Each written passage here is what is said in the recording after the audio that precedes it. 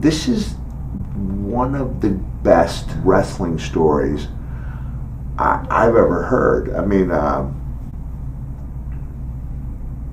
maybe this isn't a good idea. Somebody's getting a little emotional here. On the night of the shooting in Texas, when I went on the news stations, they were repeating news I'd already heard in the car. And I went to headline news thinking maybe they had something. Instead, they had forensic files on. And immediately I was drawn into the story about a 4-year-old girl who'd been brought into work because her mother could not find a babysitter. The boss insisted that the child play in the parking lot. The mother protested, and yet when she came out like a minute later, here's her 4-year-old daughter laying down. Strange marks on her face, which the mother of the presence might take photos of in the hospital. Every forensic files I've ever seen deals with a deceased subject, and yet this subject struggled mightily but did not die, and was even interviewed later on in the show, and she had extreme difficulty talking. She talked on one side of her mouth, one of her eyes looked like it was greatly damaged at best, and yet she was this really brave young woman. And I was really touched by how hard she'd struggled. And then the show ends with the update that the mother is now going to studying forensic science, because she had helped. They'd been able to determine that the marks on her face were tire marks, and she'd been run over. It was an extraordinary story, but where it takes a turn, where it takes a really strange turn. And I know if people are watching that, this doesn't sound like such a great story, and why are you telling us about forensic files? The last thing they put up is that Vicky Lyons died in 2011. Unlike most things we go, oh, it's a shame, what's on now? I want to find out more about this person. So I put in Vicky Lyons, and up pops photos, and it's clearly that young lady, and a wrestling video. It says Vicky Lyons versus Daffney. And I thought, well, that's clearly somebody else. She's not a wrestler, Yeah. And then when I look up cause of death or obituary, it said Vicky Lyons, and told the story as if for the last 6 years had trained to be a wrestler with high spots wrestling.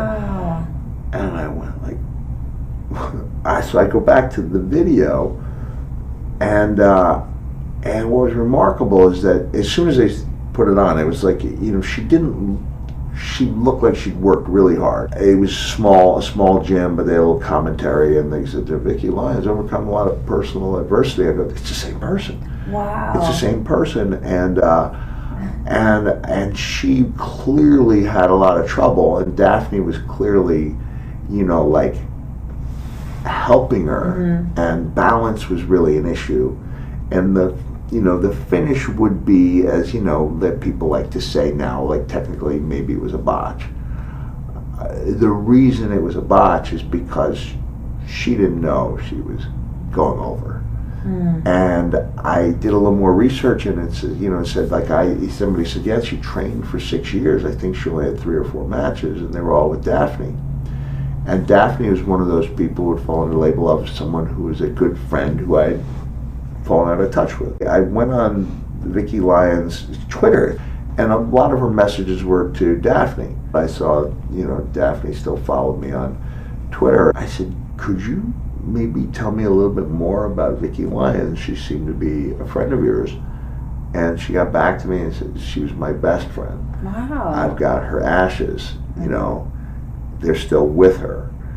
And I said, do you want to, like you said, no one talks anymore. Like, hey, do you want to talk on the phone? And we had the nicest talk. And it was such a empowering talk. You're reestablishing a friendship that you take for granted in this business. We take our friendships for granted in the wrestling business quite a bit. I said, yeah, I heard that she only had 3 or 4 matches. And Daffney said, 1. Like, that was it. that was it. One match in 6 years. And she said she used to go over, hang out. She loved her energy. And Daffney said, hey, you want to go to the mall?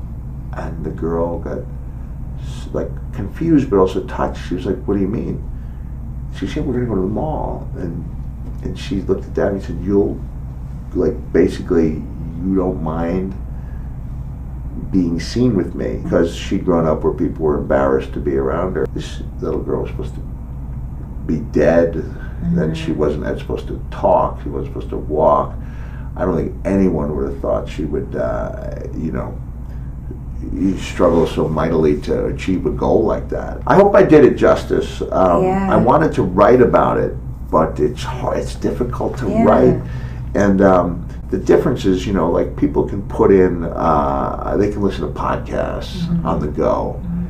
If you want to really do a subject justice, you have to write several thousand words, and no one's got the time to read several thousand words. So thank you for giving me a forum to talk about something that I thought was really important. That's such an incredible story, and now I'm gonna have to look into her as well. Yeah, please do. Vicky Lyons. It also made me realize, geez, Daffney was so good. She had that commitment to character, and she went a direction that no one else did, and came along a little too early. If I think at that time, the idea was, you can't be a WWE diva and look like that.